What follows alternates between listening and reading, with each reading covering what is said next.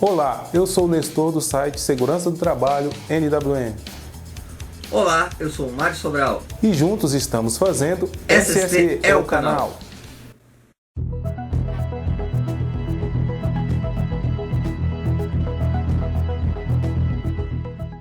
Esse é o primeiro vídeo do canal SST é o canal. E como é estreia, o programa ficou bem recheado. O tema desse primeiro programa é PPRA. E nesse programa temos... indicação de livros, erros cometidos no PPRA, dica do Sobral.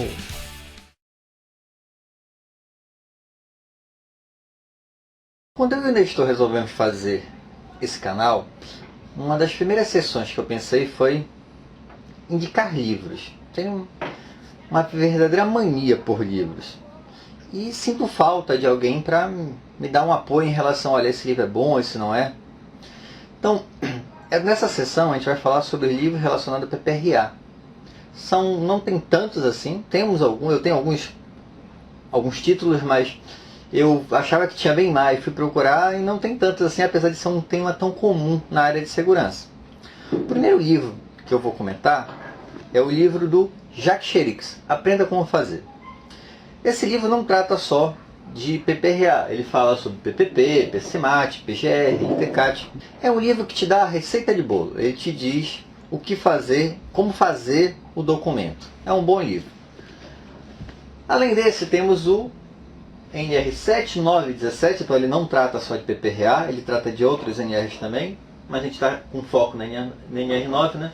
Do Walter Luiz Pacheco Possebon, Métodos para a Elaboração dos Programas.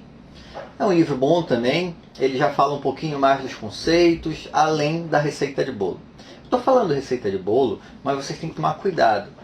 Qualquer documento precisa ser adequado para a sua empresa, não é só chegar lá e copiar, não. Outro livro, PPRA e PCMSO em Serviços de Saúde, do Marcos Guimarães Paiva. Esse livro eu acho muito bom porque, apesar dele ser teoricamente direcionado só para serviço de saúde, ele dá a parte de gestão. E isso é muito importante para a gente, saber como gerenciar. Então é um excelente livro, ele não é só a receita de bolo. Ele te dá um pouquinho mais, apesar de ter os exemplos todos direcionados para a área de saúde. O outro livro é bem conhecido, são as normas comentadas do Giovanni Morar de Araújo. Esse vocês sabem que não tem apenas a NR9, tem todas as NRs, mas se a gente quer dar um foco na NR9, seria uma boa leitura também. E o último é o Tratado de Segurança e Saúde Ocupacional, Aspectos Técnicos e Jurídicos, do Alexandre Demetrios Pereira, o volume 2, que está na segunda edição da NR7 e NR12. Esse tratado eu acho excelente, porque ele te dá uma visão não só da parte técnica, mas da parte legal também. Ele não é a receita de bolo. Ele não vai te dizer exatamente como fazer o PPRA. Ele vai comentar e vai te dar a parte legal também, além da parte técnica. É importante falar que todos esses livros que a gente está comentando aqui, os autores nem sabem, não é propaganda deles, a gente não está ganhando nada com isso. Mas são livros que a gente acha interessante. E sempre vamos fazer isso, vamos indicar alguns livros que na nossa opinião são bons, tá? Então espero que vocês gostem. Uma última recomendação: tentem separar todo mês um dinheirinho para compra de livro. Livro é um investimento. Tem alguns livros aqui que são mais caros, outros são mais baratos. Você busca esse livro no Google, né? Coloca o nome lá e você acha. Mas é um investimento para ele fazer um melhor profissional.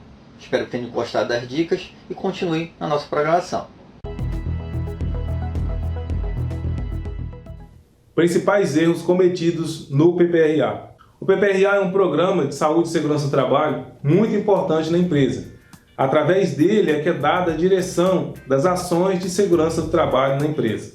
Porém, infelizmente, muitas vezes ele não tem a atenção que ele merece. E assim, se torna um programa obsoleto, sem vida, sem utilidade dentro da empresa. Alguns erros são cruciais e determinam de fato a eficácia ou a ineficácia do PPRA. Dentre esses erros, eu vou estar citando aqui 5 erros que são cruciais para que seu PPR-A funcione ou que ele não funcione. E é claro, como nós já dissemos, quando o PPR-A não funciona, ele puxa com ele toda a gestão de saúde e segurança do trabalho da empresa. Não observar o cronograma de ações. Principalmente quando o PPR-A é feito por empresas terceiras, é comum, infelizmente, que as empresas que recebem esse PPR-A não observam o cronograma de ações. Então, esse PPR-A, na verdade, é apenas mais um papel que o empregador vai receber, pegar e guardar. Ele não vai ter vida, porque o que dá vida ao PPR-A, o que transforma as metas dele em ações, são o cronograma de ações.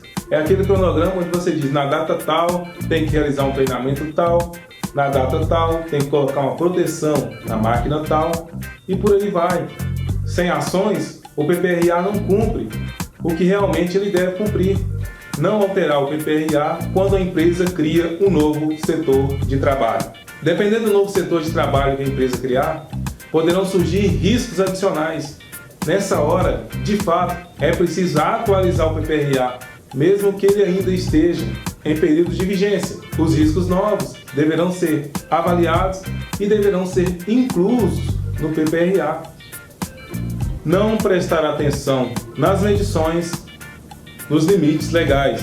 Se você recebeu o PPR-A de uma empresa de consultoria, ou se você mesmo elaborou o PPR-A e você notou que deu 95 decibéis de ruído na curva A, alguma medida de prevenção tem que ser implantada. Afinal, com 95 decibéis, o trabalhador só pode ficar no ambiente de trabalho sem proteção por 2 horas.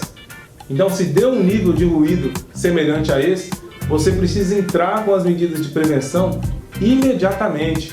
Então, resumindo, se as avaliações ambientais que você fez no seu ambiente de trabalho deram valor acima do limite de tolerância, você tem que se mexer imediatamente, senão você estará abrindo um passivo trabalhista muito grande contra a sua empresa.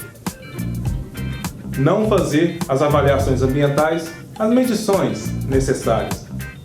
Eu preciso fazer medições no meu ambiente de trabalho? Olha, pessoal, isso depende do risco que a pessoa está exposta, depende do risco que o trabalhador está exposto. Por exemplo, se o risco ambiental é o ruído, você deve entrar com as medidas de segurança imediatamente. Afinal, o ruído é um risco que dá para ser quantificado, então ele precisa ser quantificado. A NR9 até descreve que a avaliação quantitativa deverá ser realizada sempre que necessário para comprovar o controle da exposição ou a inexistência dos riscos identificados na etapa de elaboração. Dimensionar a exposição dos trabalhadores. Qual o tamanho, qual o nível de exposição dos trabalhadores? Só é possível determinar isso fazendo avaliação quantitativa, quando necessário, claro. Subsidiar o equacionamento das medidas de controle. A não quantificação dos riscos na etapa de elaboração implica à empresa o risco de sofrer penalidades. Por quê? Porque se o PPR-A precisa ter avaliações ambientais e não tem, a sua eficácia está comprometida. É quase o mesmo que se nem existisse o PPR-A. Mas, Nestor, eu posso elaborar o PPR-A e colocar as avaliações ambientais para fazer depois? Bom, pessoal, isso é bem questionável. Mas como eu acho que o Mário Sobral irá falar sobre essa parte, eu vou deixar isso para ele. Não elaborar o PPR-A por estabelecimento. A NR9 é clara, ela diz logo lá no início que o PPR-A deve ser elaborado por estabelecimento. Logo, cada empresa precisa ter o seu PPR-A. Em cada unidade precisa ter um PPR-A relacionado àquela unidade, àquele estabelecimento. Se a empresa tem 30 unidades, a empresa deverá elaborar 30 PPR-As, um para cada estabelecimento. Até porque os riscos de um estabelecimento não necessariamente serão os riscos de outro estabelecimento. Mesmo que a fabricação dos produtos seja idêntica, alguns itens podem entrar no processo e pode mudar completamente os riscos do ambiente de trabalho, mesmo em atividades similares. Principalmente num país tão grande quanto o Brasil, em que um canto faz frio e no outro canto faz calor, a gente percebe que o mesmo tipo de indústria, uma instalada no Nordeste e outra instalada no Rio Grande do Sul, podem trazer riscos diferentes no que se refere à temperatura, à umidade e por aí vai. Fazer PPRA com data retroativa. Pessoal, não existe elaborar documento com data retroativa. Data retroativa é falsidade do documento e se configura falsidade ideológica punível no Código Civil. O artigo 299 do Código Civil fala de falsificação de documento. E quando você coloca uma data que não condiz com a realidade, você está falsificando o documento. E a empresa está punível não só de acordo com as NR, mas também conforme o Código Penal. Então cuidado na elaboração dos seus programas. Esses dias um técnico de segurança do trabalho foi preso porque estava falsificando o documento. Não falsifique.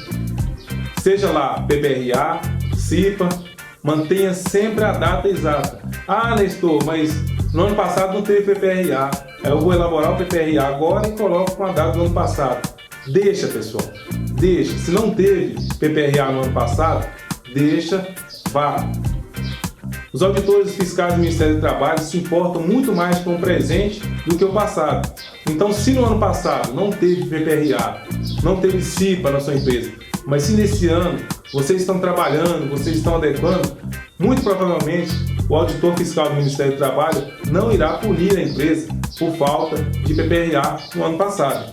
Mas, se a empresa falsificar o documento, aí sim, aí o auditor começa a pegar desde o documento falsificado e ele abre um leque procurando furos dentro de gestão de segurança do trabalho da empresa.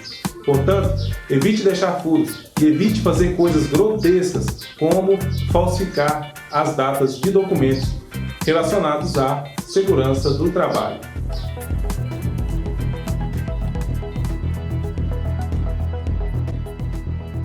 Olá, colegas profissionistas. Nessa sessão nós vamos falar sobre DDS, Diálogo Diário de Segurança, uma informação curtinha para o nosso trabalhador. Como o programa de hoje é sobre PPRA, trataremos no nosso DDS sobre esse assunto. E a primeira coisa que o nosso trabalhador precisa saber é o que significa PPRA, Programa de Prevenção de Riscos Ambientais. Mas ele não sabe quais são os riscos ambientais. E quais são eles? Temos os físicos, os químicos e os biológicos. Exemplos de riscos físicos: ruído, calor, vibração. Exemplos de riscos químicos: poeiras, fumos, névoas. Riscos biológicos: protozoários, bactérias, vírus. Então, o trabalhador já sabe o que é o programa. É um programa que trata de riscos ambientais e ele já sabe quais são os riscos ambientais. Mas ele precisa saber mais algumas coisas que ele pode até nos ajudar. Ele precisa saber quais são as etapas. E quais são as etapas do PPRA?